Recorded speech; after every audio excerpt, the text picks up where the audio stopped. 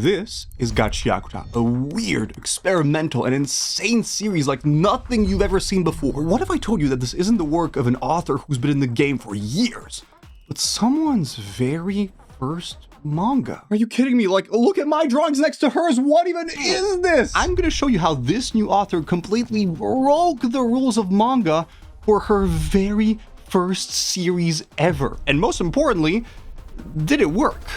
When Kei Urana was just a kid starting on her manga journey, she got so mad that she broke one of her most important treasures, the pen she used for drawing. She felt really terrible because she had treated something precious like it was worthless garbage. And that's the moment where the idea for her first manga was born, Gachiakuta. Urana's goal was very simple, to show us that just because you throw something away, it doesn't mean it's trash. But when she finally started working on Gachiakuta, she ran into her first big problem.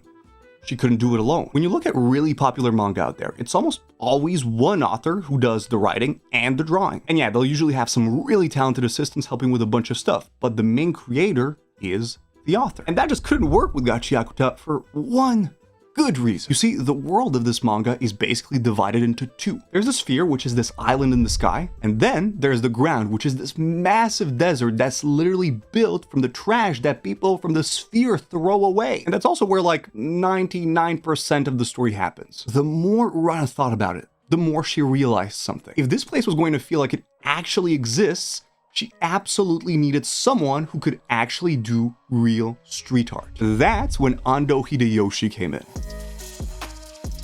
This man is an artist who spent years mastering the craft of graffiti, someone who knew everything there was to know about street art. Ando himself said that outside of this collaboration, a lot of people would see him like a criminal because of his street art. But Urana knew his work was exactly what Gachiakuta needed. The risk for her first manga was insane. Different artistic styles, disagreements, and potentially a manga that would just feel kind of weird. Not only did she decide to collaborate with another artist, she chose to collaborate with an artist from a completely different artistic world. This was something that had basically almost never been done in manga. So she had no idea if it was going to work until they tried it. And when Urana finally saw Ando's graffiti combined with her characters for the first time, her reaction was a big fat dude.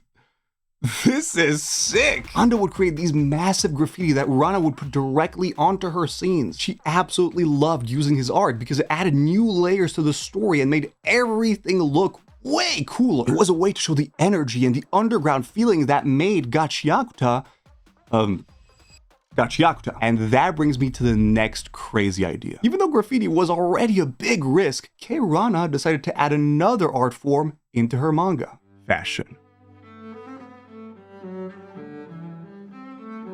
Here's the thing, manga characters usually wear outfits that are pretty simple and kind of easy to recognize. Stuff like this, or even this. Like, those are just shorts, dude. And seriously, that's a good thing. It makes it easy to follow what's going on. And for the artist, it's also way easier to draw, especially if there are like hundreds of chapters. There are a couple of insane manga authors who have somehow managed to combine the worlds of fashion and manga. Artists like Tite Kubo in Bleach, or Hirohiko Araki in JoJo's Bizarre Adventure. Stuff like this, or even this. I mean, come on, it looks so good. But the truth is, this isn't something you see very often. And that makes sense. Fashion is basically a completely different art form, and it's freaking difficult. So now the question is, how the heck do you create fashionable clothes in a world full of garbage? I mean, that sounds kind of insane, right? Yes. And Kei Urana is completely insane. Instead of going with your, classic, simple, clean designs, or even high fashion that you might find in other manga, she created stuff like this. In Gachiakuta's world, the characters wear clothes that look like they were made from literal garbage. It's a fusion of streetwear, punk, and DIY fashion. Characters are walking around in oversized clothes, sewn on patches, broken fabrics that have been stitched together. You see some of them wearing chains, boots, a bunch of accessories, and even tattoos. But the crazy part is that for the people on the sphere, she created these white clothes that look super extra and kind of like something an alien might wear. All of this clothing is made from actual trash that people threw away. And yet, it just looks so incredible and stylish in its own unique way, which is insane. Kei Urana knows exactly how to turn an outfit that was built from random stuff into something a model might wear. I mean, come on, don't tell me this doesn't look fire. And she even did this with the weapons. Basically in Gachiakuta, if someone takes care of an object for long enough, instead of, throwing it away, this object might turn into a very powerful version of that object. Like an umbrella that becomes a chainsaw umbrella, or an amulet that becomes an octopus-looking shield, or even a pajama that becomes a massive dinosaur. But do you know what's crazy? She didn't stop there.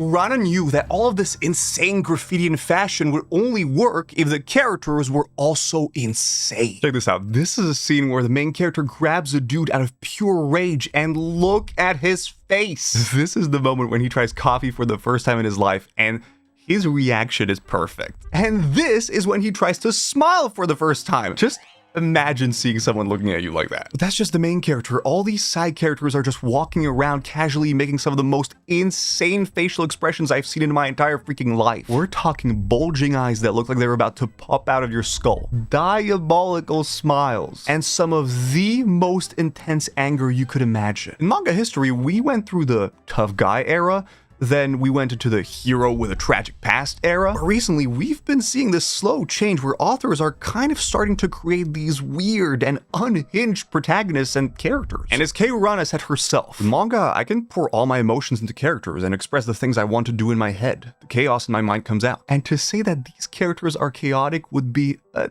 tiny bit of an understatement. Their designs have these long arms and legs and crazy proportions, and she draws hands that are generally like super expressive. Like you can fully understand their personalities just from the way they move. These extreme characters actually feel like someone just put their feelings onto a paper. And let's be honest, in most series, this kind of unhinged stuff would probably just be used for funny moments. But Urana uses it in every type of situation. Sad moments, action scenes, everyday life. This creates these really strong scenes that most character designs just can't match. You feel what these characters are feeling because the emotions are so obvious in like the best way possible. But the truly insane part is that you can also see this weirdness in all of the characters' personalities. Take the protagonist Rudo, for example. This dude is an orphan that lives in a slum, but then he got thrown off a literal cliff after being accused of a crime he never did. He's rough, he doesn't know how to smile or even how to have a normal conversation with people. He is not a regular main character. And it's the same for everyone else. Every single one of these characters feel like they've just been through really difficult stuff in their lives. They all have big problems and horrible pasts that you slowly get to discover the more you read about them. Instead of trying to make her characters more likable, Urana fully 100% leans into their flaws and,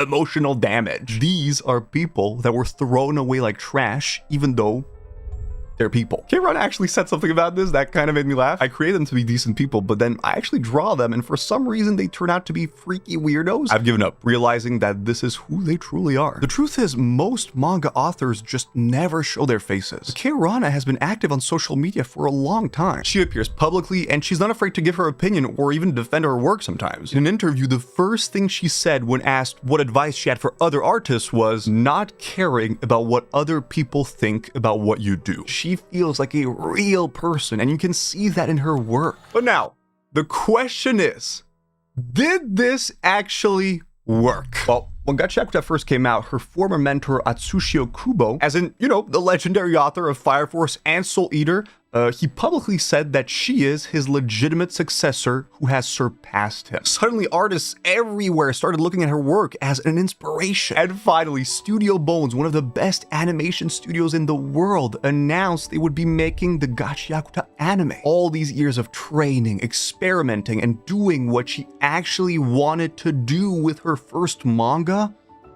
all of it paid off. Oh, and the broken pen from her childhood? It's still here. In the very first chapter of Gachiakuta.